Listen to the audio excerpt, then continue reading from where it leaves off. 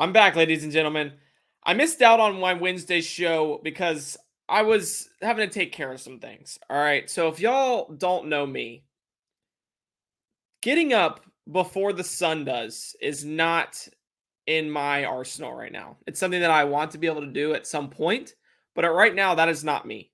So, if I'm getting up before the sun, there is something serious that needs to be taken care of. I got up before the sun on Wednesday and Thursday uh, because I had to take my truck into the shop. I'm traveling to South Carolina this weekend for the Florida versus South Carolina game, and I had to take it in. All right, so I figured that that would be a few hour thing, and then I'd be able to come back, sit down, and record my Wednesday show.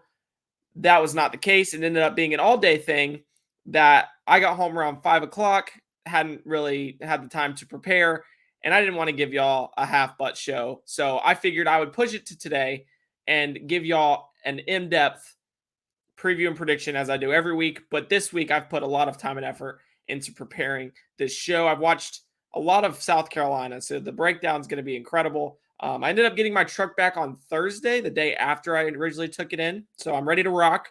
But that is why I was unavailable for the Wednesday show. I hope you all can forgive me because we're going to be pushing forward here on Carroll's Cadence. Make sure to like this video, subscribe to the channel, and comment your score prediction for Florida versus South Carolina down below. I told y'all this offseason in one of my preview shows for this year that South Carolina would be the final contest that really showed us Florida's fortitude this season. It would be a test of Florida's fortitude. That still remains true. We saw one in week 3 against Tennessee. We saw another in week 5 against Kentucky. And now we're seeing that third of the 3-game stretch that I said would be the deciding factor of how this season plays out for the Gators. And I think South Carolina has a lot. They might not be the team that I thought they'd be to this point, but I do still think it has a lot right. This game has a lot riding for Florida, being able to go on the road and potentially win a game, being able to knock over another SEC foe, go into the bye week with some momentum, and trying to just reconcile what's been an up and down start to the season. But South Carolina is not going to be an easy opponent. They might be 2-3, but they are no slouch. And if what they bring to the table is not enough, this is a team that was embarrassed in the Swamp last year. They have an extra chip on their shoulder heading into this matchup. They lost 38-6, and their only point scored came off a fake punt pass from Kai Kroger to the carry-on Joyner at the end of the first half. They have a quarterback in Spencer Rattler who continues to make impressive strides as a passer. He has 1,411 yards through his first 5 games, 7 touchdowns to just 2 interceptions, 73% completion on the year for the passer. And the momentum he ended the season on last year, he's kind of maintained going into this year. And it's shown in the 5 games that he's played so far. They had a bye week last week. Florida's obviously played 6 games. They go into the bye next week. So South Carolina is not only fresh, they don't only have a chip on their shoulder, but they have a quarterback who's producing at an uber high level. He's taking care of the football, and he's dealing it for the Gamecocks right now. He's producing at the rate that we saw him of last year. The momentum he was able to kind of stack in being able to knock off Tennessee and then knock off Clemson to end last season in the final 2 of the final 3 games of the year, 3 games in which he posted 10 touchdowns to just 2 picks. It's all remained. So we'll talk about how he's operating in that scheme here in a little bit, but just to set the stage, they're playing good football. He's playing good football, and in result, it might not be leading to wins, but it's surely leading to South Carolina being a formidable opponent and one that Florida really has to be able to play a complete game from start to finish to be able to knock off in Columbia. And this is a team that not only can hurt you offensively, the offense is their calling card, or at least it's expected to be, but they can hurt you in the third phase of the game. It is well documented that Florida's special teams unit has struggled this year. It struggled dating back to last year, even back into 2021. This special teams unit has been bad. And South Carolina's special teams unit is anything but bad. They are one of the best special teams unit in college football. And that's because they play Beamer ball, as people call it. Shane Beamer is known for kind of being this guru of special teams. He's able to just pull out a bag of tricks like none other in any game that he plays. Last year, a fake punt pass, like I said, was their lone score. So they were able to get it done on special teams, what they couldn't get done on defense or offense. And given Florida's lackluster efforts in the third phase of the game, South Carolina will put them on high alert to avoid the trickery that Beamer looks to pull out of his deep Louis bag.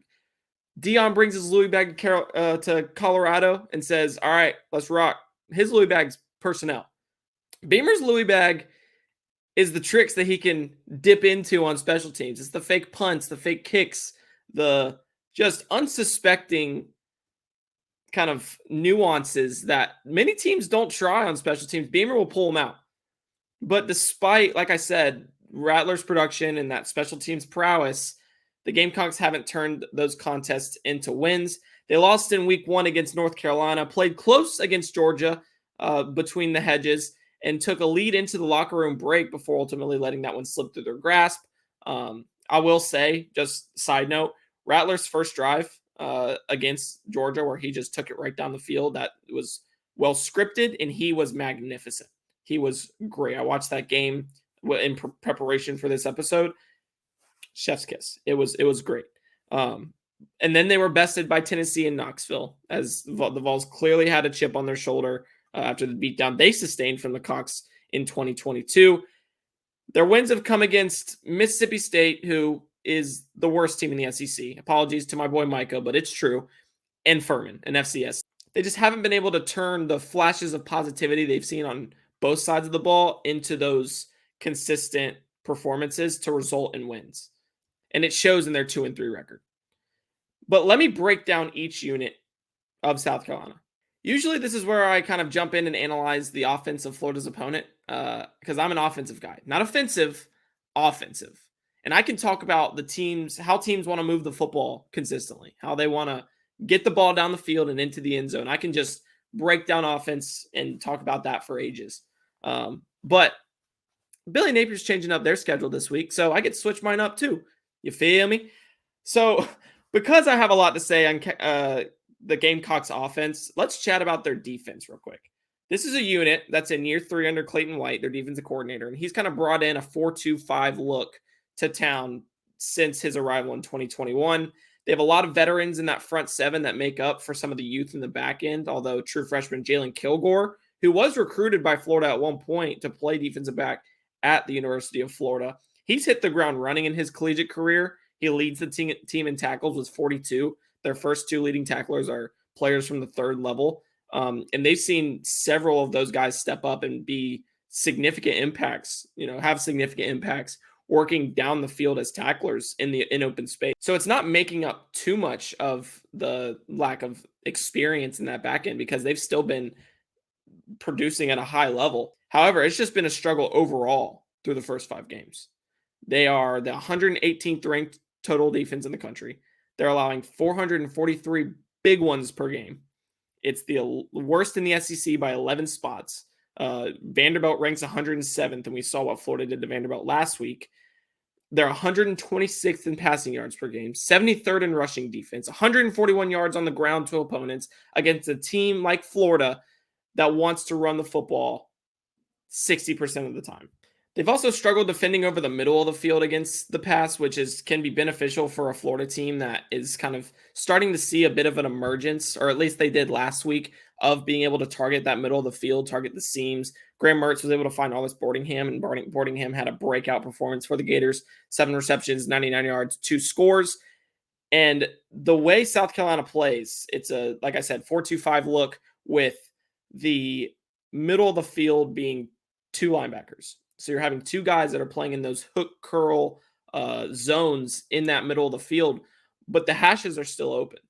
And you can kind of have that cushion behind those backers at the 10 to 12 yard range, which is where Graham Mertz has thrived since he arrived at Gainesville. They knew that he was going to target the short and intermediate sections of the field. He doesn't push it downfield too far, but when he does, it's that intermediate part of the field, and Boardingham is one of those pieces that is starting to emerge as a go-to guy in those scenarios. He did last week. This could continue this week. They're a little better against the run, South Carolina is, and they'll likely stack the box against Florida to force them to make those throws over the middle of the field because the more they have to make them, and we've seen from, just a larger sample size that usually when Graham Mertz is having to drop back and pass the football, it is not a recipe for success for Florida. Last week it was, but obviously that's Vanderbilt. So you have to kind of take your steps each week to try to limit this Florida team from rushing the football. They might play that extra defensive back in the box, maybe drop down to safety, maybe play the nickel just a bit closer to the line of scrimmage than usual.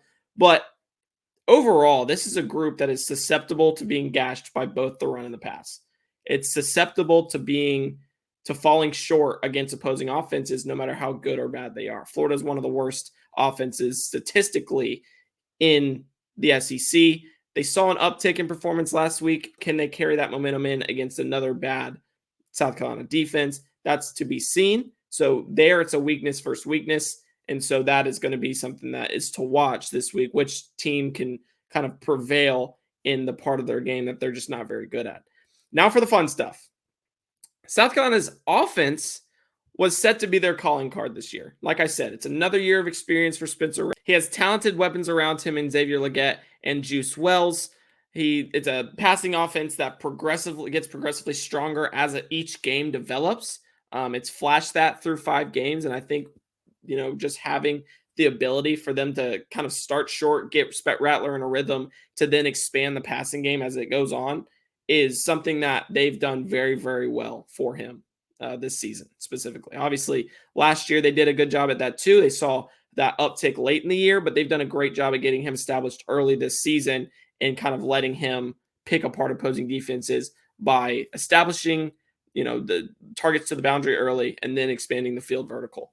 But I think the biggest thing with this team right now is it's very one-dimensional because, you had Juice Wells go down with injury. He was kind of that Swiss Army knife piece in the skill position room. You had him being able to not just be able to kind of be a receiver, but you also have the ability to give him the ball off jet sweeps and things like that. And then they just lack a rushing attack right now. It just hasn't been what they need it to be able to sustain some of the offense that they want to produce, some of the production that they want at times. It's really been Rattler to Legette. That's been the offense at times. That's become what they want to look at. And sure, with the Gators' propensity to allow big plays, that can work against Florida. The senior receiver is averaging 18.9 yards per reception. He could have himself a day. And don't let the one-dimensional attack thing fool you, because they can still make some shape when they need to make some shape. All right, Rattler's still a gunslinger. He can still find open targets. He can still catch fire at any moment and use that momentum to string off an impressive scoring drive. It's just been hit or miss. It's just been you either have the times where he's able to do that, he's able to drive them down the field, he's able to find a home run hitter, or they stall out quickly because they don't have the complementary aspects of this unit needed to be a sustained attack, a consistent attack. They don't have the rushing game to depend on that other teams use so consistently, other high-powered offenses use so consistently to sustain some of the momentum, sustain some of the drives that they're able to. But they can still move it. But as a result of it being hit or miss, I'll tell you exactly what to expect on Saturday. I can tell you right now what the offense should look like against Florida. Now, schematically, the Gators mimic a lot of what the Georgia Bulldogs have produced on tape defensively over the past few years, and reasonably so. If there's a team in college football that you want to mimic as a defense, look at Georgia. They've been the best defense in college football for the past 3 years at least. And Florida's obviously not the same talent-wise. They're not on the same level. But schematically, Armstrong has taken a lot from his time with Kirby. They have a lot of similarities in how they want to play.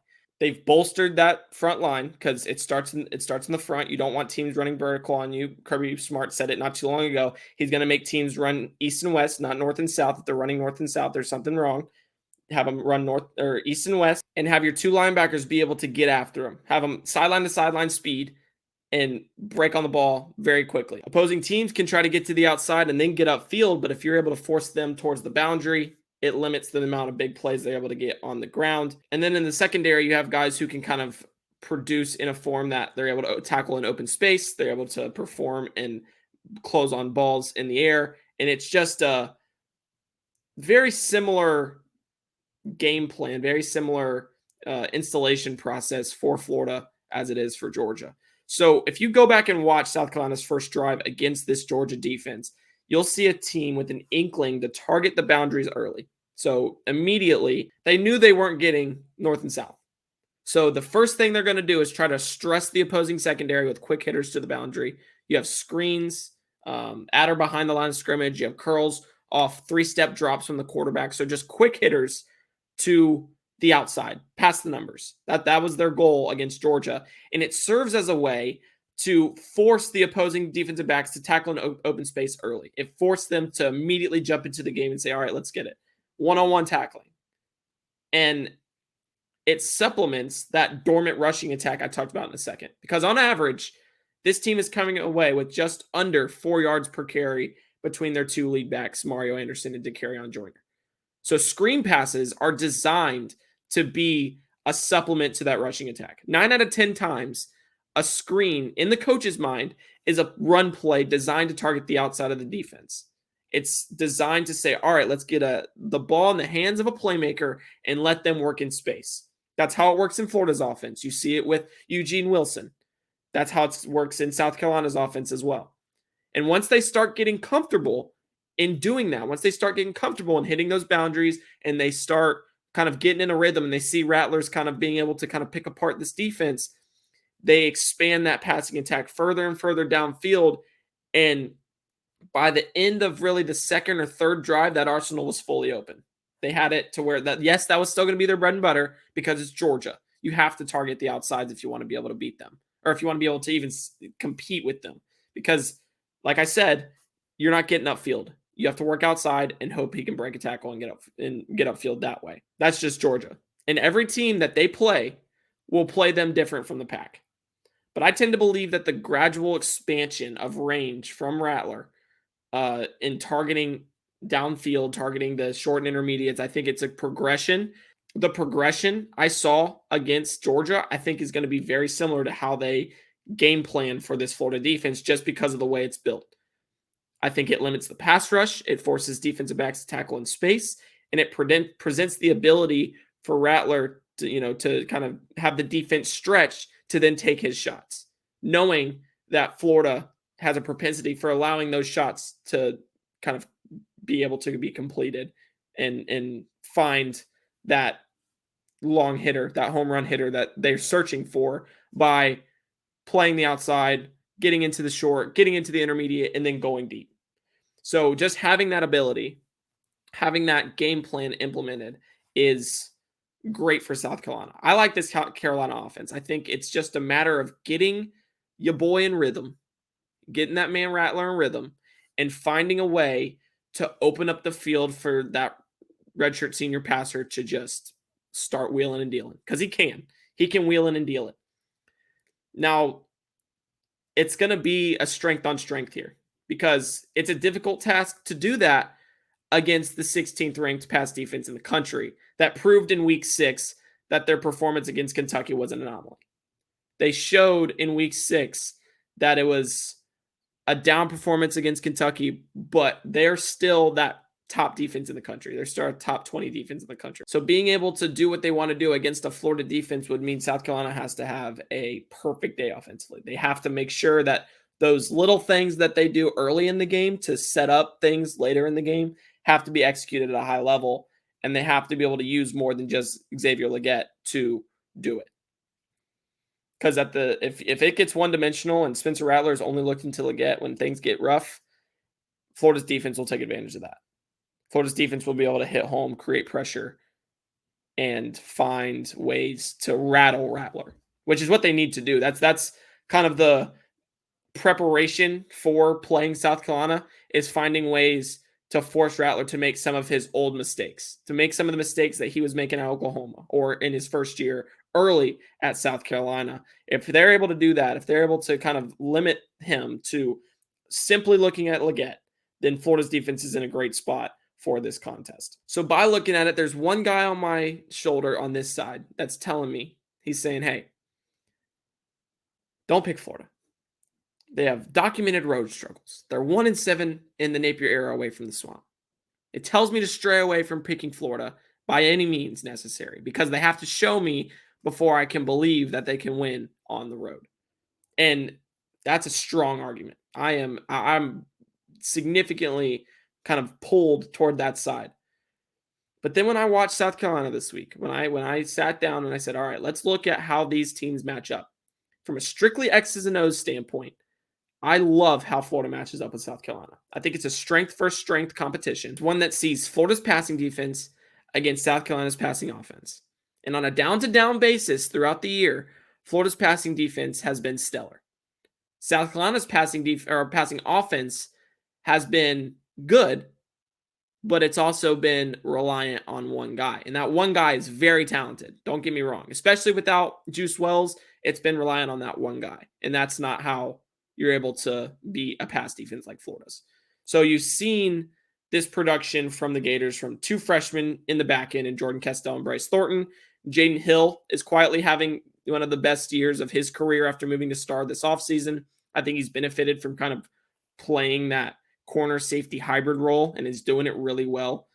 We've talked about how the star position is basically an extra safety with cornerback coverage skills on the field, which he's producing at a very high level. He's being able to not just kind of produce as a coverage man. He is working downhill to blow up screens, which is going to be necessary this week against South Carolina, which ultimately is another thing that puts Tally in the column of Florida being me leaning towards Florida as the victim. Jason Marshall Jr. has obviously performed under expectations. He's been beat by a few deep balls. He had the kind of controversial early game face mask yank against Will Shepard that then he stopped trying on the play and allowed Shepard to go for his 85-yard touchdown run or catch. And, you know, it's been not where you expected Marshall to produce this year, especially as someone who before the season started was garnering first round draft grades. But at the same time, just like Florida's defense as a whole, if you look at it from a play to play basis, if you just watch him when he's not,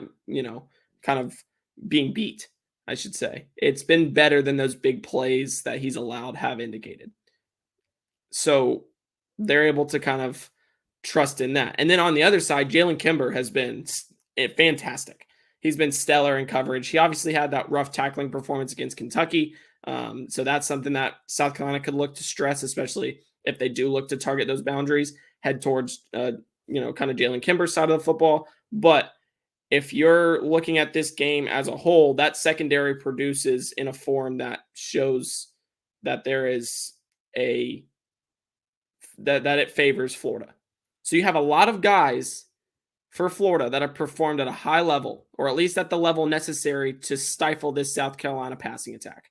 I think the defensive line is able to create some pressure with the occasional second level defender putting pressure in Rattler's face as a creeper. Scooby Williams. On the other side of the ball, I really liked what I saw from Florida against Vanderbilt last week on the ground. They get Austin Barber back in the starting lineup up front. They get Trevor Etienne back in the backfield. I think there's a recipe for success for Florida to sustain its production on the ground with Johnson continuing to run with the attitude he brought back that we saw a season ago last week. And while Etienne operates as his normal elusive and kind of big play self. So obviously those aspects, by the way I'm talking about it, you can tell I'm leaning Florida. I give South Carolina the upper hand on special teams, and that's no one saw that being any different. And I think that it could honestly be an aspect of the game that swings it completely in the Gamecocks' favor if they're able to beat Florida with some home run hitters on offense and then find a way to sustain a drive or create points more than just your regular 3 from special teams. But if this is one that plays out the way I anticipate it to, and Florida can avoid shooting their own selves in the foot with penalties and unwanted turnovers, I think Billy Napier walks out of William Bryce Stadium with his second win away from Gainesville during his time as head coach of the University of Florida. I think that the Gators are able to outmatch this South Carolina team, not just from a talent standpoint, but from a schematical standpoint, from the way they play offense and the way they play defense. I think they match up very well with South Carolina and do the things that have hurt South Carolina throughout the year. I like Montreal Johnson and Trevor Etienne to combine for over 120 yards on the ground and 2 scores. I think Mertz tosses a third. The Gators create pressure on Spencer Rattler to bring him down to the turf a few times. Several times it's on third down. They're able to get off the field.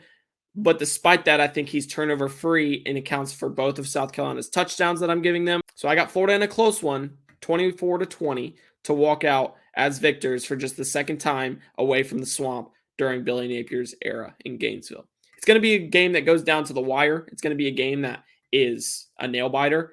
But I do think that ultimately, if the X's and O's are telling me anything, which is what I'm going to rely on 9 times out of 10, sure, I can get into the history or the, just outside factors on occasion. But in this one, I think Florida's able to kind of get that boogeyman that's been kind of creeping on their back. And that's the inability to win on the road, inability to play clean football on the road.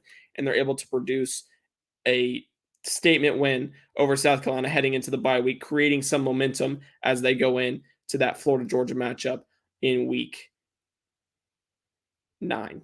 Because the bye week's week 8, week 9. Yep, week 9. Thank you for watching another episode of Carroll's Cadence. If you haven't already, make sure to like this video, subscribe to the channel, and comment your score prediction for this contest down below. If you want to give me a reason why, go ahead. If not, that's fine too. We're making the push here at the show to 600 subscribers. We're about 40 away from getting to that point. I wanted to do it before the bye week. It doesn't look like that's going to be plausible. However, we're going to keep moving, baby. That's how things work. We're just going to keep them moving, baby.